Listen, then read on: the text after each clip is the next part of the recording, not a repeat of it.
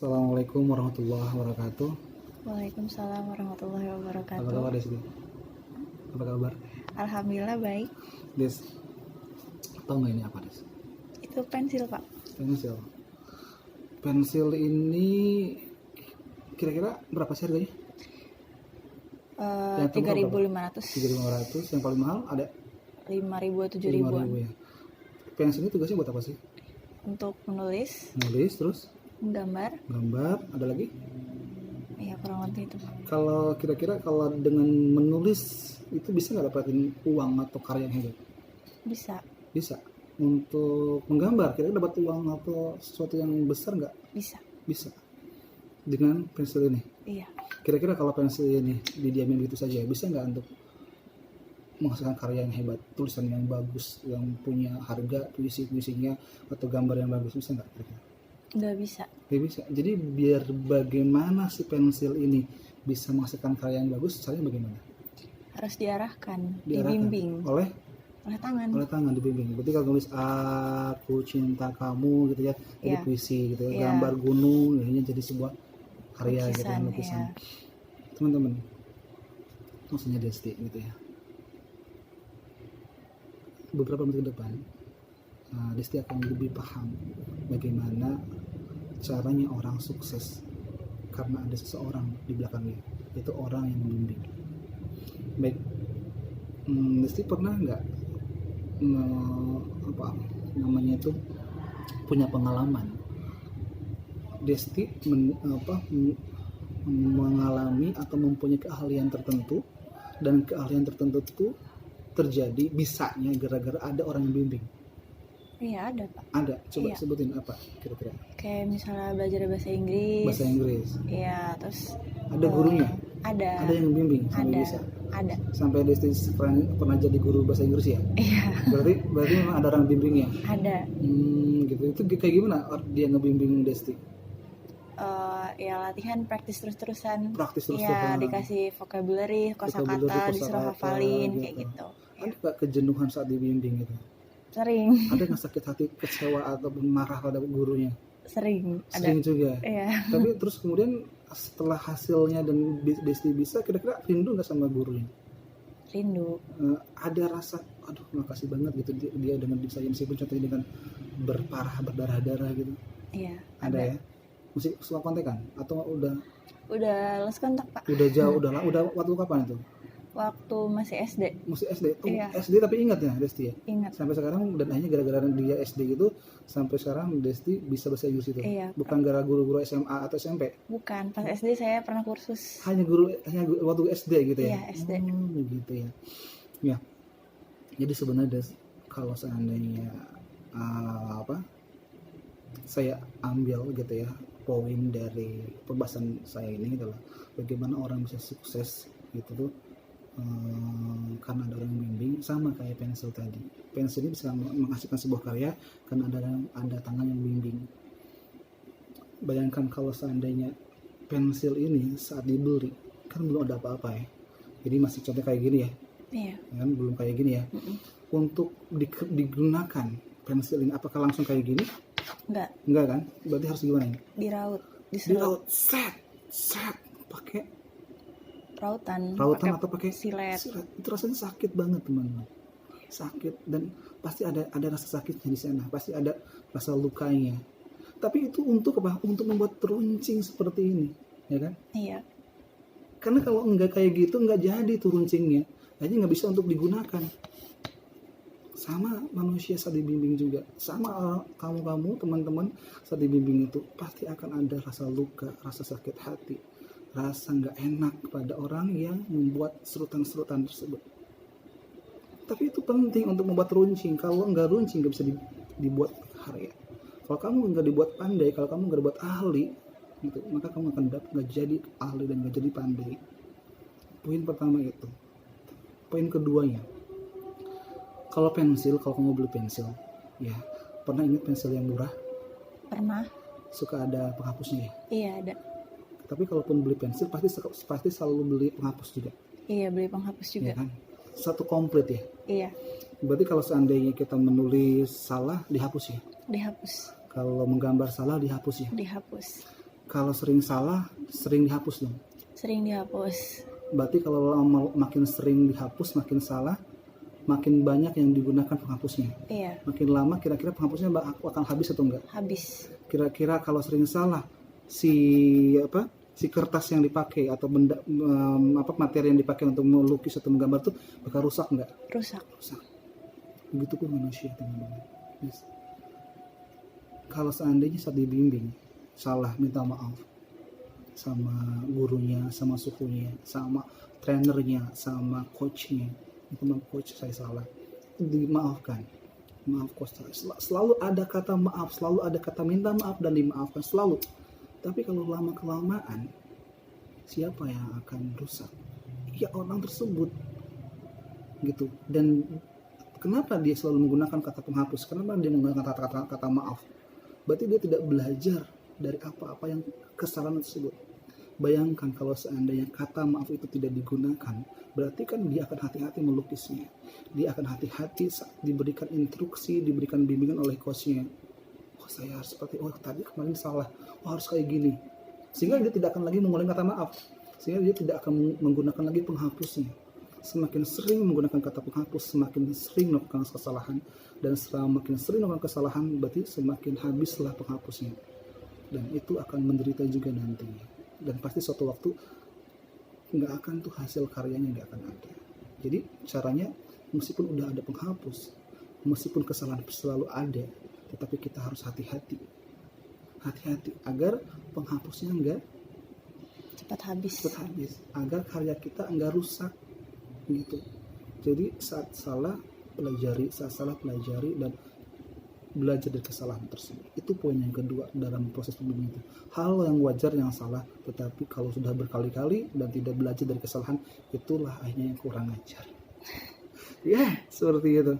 Dan yang poin terakhir, saat sudah dibimbing, ditempa sakit hati gitu ya, kemudian jadi runcing, jadi pandai, kemudian melakukan kesalahan, belajar dan tidak melakukan kesalahan lagi, atau terus berulang kesalahan sampai gurunya bosan, tapi tetap juga setia untuk membimbingnya, agar itu terus menjadi sesuatu hal yang baik, karyanya dapat jadi gitu ya. Poin pertamanya bukan masalah sering salah atau sering mengulang kesalahan yang sama, atau bukan gara-gara runcing patah, runcing lagi, diruncing lagi, patah, diruncing lagi gitu ya. Tapi sebenarnya untuk dapetin hasil yang sangat bagus itu adalah poinnya adalah dari pensil ini. Pensil ini coba bayangkan, ada berapa benda di dalam ini? Ada arangnya. Ada apa? Yang paling penting dari pensil ini apa? Arang di sini ya. Iya. Ini ada apa? Kayu ya. Kayu. Ada kayu sama ada arang. Kayu ini kalau tanpa ada arang, maka kayu ini seperti layaknya kayu biasa, nggak berharga, nggak bisa dilakukan apapun. Tapi kalaupun arang di sini itu untuk menulis. Tapi kalau seandainya tanpa ada kayu itu pun contohnya bisa melukis, tapi harus hati-hati banget. Tapi inti dari ini semua adalah dalamnya, arangnya. Arang itu bahkan isi hati kita. Maksudnya niat. Saat niat teman-teman untuk mendapatkan pengajaran, bimbingan dari guru, dari suhu, dari trainer, itu niatnya harus full, harus ada obsesi di sana, gitu. Harus ada keinginan yang kuat. Maka kalau seandainya hatinya sudah ada keinginan kuat, maka kesalahan yang dilakukan itu tidak akan lagi terjadi.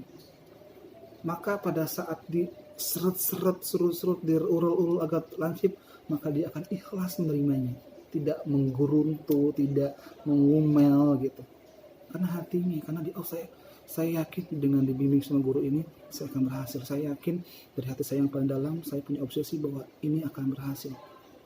Dan itulah penting teman-teman. Kalau hati ini, poin ini nih, ininya nih, dalamnya ini, hatinya ini enggak kesentuh oleh dirinya sendiri, maka uralan tadi, silet yang di itu akan menjadi sakit hati, bukan ikhlas. Penghapus itu akan terus digunakan terus, salah lagi. Tidak mengambil dari kesalahan, belajar dari yang lama. Karena tadi hatinya nggak ditemukan, nggak ada obsesi, tidak ada niat yang suci. Jadi kalau menurut saya, kalau ingin memahami pola bagaimana seorang yang sukses itu berhasil gara-gara dibimbing, atau seorang yang sukses pasti ada orang yang membimbingnya, ingatlah pensil ini. Ingatlah pensil ini. Pensil tidak berguna meskipun mahal, meskipun ganteng kamu, meskipun cantik kamu, tapi kalau seandainya kamu nggak ada yang bimbing, kamu nggak akan pintar, kamu nggak akan berhasil, kamu menjadi sukses.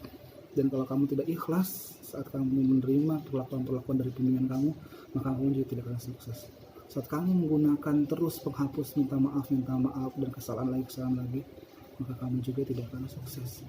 Kamu harus ikhlas, kamu harus belajar dari kesalahan itu. Dan intinya adalah karena ada niat kesungguhan hati untuk dapetin ilmu kemampuan itu, maka itulah yang akan sukses. Gitu Des. Nah, kira-kira Desti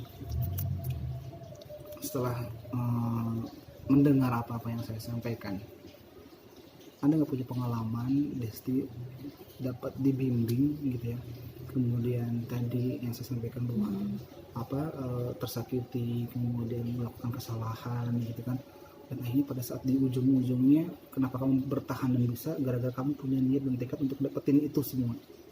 Punya nggak ceritanya atau kisahnya? Punya. Boleh dong diceritain. Ya yang sebelumnya tadi udah Yang tadi dibilang bahasa itu Inggris Pak, gimana, ya. gimana? Jadi dulu tuh kan saya khusus bahasa Inggris dekat rumah saya. Terus benar-benar waktu itu kan emang saya termotivasi pengen bisa gitu. Ya misalkan saya menghafal gitu kan, ada yang miss, ada yang salah gitu, yang kurang, kan pasti dimarahin atau dibandingkan sama yang lain. Sama Dia aja bener. bisa gitu, Dia aja maksudnya bisa nggak gitu, bisa kamu bisa. gitu Wah, ya. sakit Jadi hati kan ya? sakit hati lah Pak, kan saya nggak suka dibanding-bandingin Harus ya. dibandingin ya. Terus ya misalnya ada hafalan atau misalkan ada tugas PR gitu kan, ternyata ada yang salah, kan kadang-kadang gurunya suka kadang ngomel gitu kan, bilang gimana sih ini kan udah jelasin minggu kemarin, masih sekarang salah lagi gitu, masih nggak bisa. Akhirnya saya terus-terusan, tapi walaupun sakit karena saya punya motivasi pengen bisa gitu, saya pengen benar-benar belajar gitu, jadi saya turutin aja walaupun dimarahin juga gitu. Saya terus belajar, lama-lama ya alhamdulillah bisa juga gitu. Karena tadi ada niat, iya, ada niat, ada pengen bisa gitu. Akhirnya semua tertelan gitu saja. Marah-marahnya guru kamu gitu, kesalahan kamu selalu terulang. Tapi akhirnya sadar nggak bahwa itu adalah sebuah proses perjalanan kamu. Proses. Teman-teman kayak gitu, teman-teman. Kalau teman-teman mau dibimbing dengan baik, layaknya pensil itu, dengarkan tadi kata Desti juga. Ya. Jadi makasih Desti udah memberikan pengalamannya gitu ya. Itu sangat berharga sekali. Saya juga banyak. Saya juga sama kayak pensil. Berbagai keahlian saya seperti pensil. Tersakiti, berulang kali salah, dan akhirnya menemukan bahwa saya harus bisa ini karena ada sesuatu yang saya ingin dapatkan. Itu yang selalu bertahan dan saya ingin dapatkan kemampuan saya seperti sekarang ini. Nah, coba Desti, kira-kira poin apa sih yang bisa Desti dapatkan gitu ya dari penjelasan tadi saya gitu ya. Intinya apa? Ya kurang lebihnya kalau misalnya orang sukses itu nggak tiba-tiba sukses, ada prosesnya, ada proses, dan proses itu ada bimbingannya. Iya, dan bimbingan itu nggak serta-merta diajarin langsung bisa, pasti ada salahnya, ada kesalahan, ada usahanya yang harus diperbaiki segala macam, baru dia bisa jadi sukses. Dan intinya itu ya emang niat awal si orang itu mau bisa atau enggak, ikhlas atau enggaknya. Kalau misalkan dia memang ada niat yang kuat, ikhlas ngejalaninnya, pasti bisa. Makasih Desti. Iya. Jadi dari sekarang dan seterusnya, kalau Desti ingin dapetin keahlian baru gitu ya, Desti siap menerima seletan dari guru. Insya Allah siap. Desti tidak akan menggunakan penghapus yang banyak karena setiap kesalahan harus dipelajari dan harus dievaluasi gitu agar tidak terlalu banyak ya. Dan pastinya harus punya obsesi, harus punya siap itu. Siap Pak. Oke. Desti makasih banget udah ngebantu. Ini pun untuk teman-teman semuanya yang sedang belajar public speaking, semoga teman-teman bisa memahami apa yang saya lakukan ke kalian semuanya.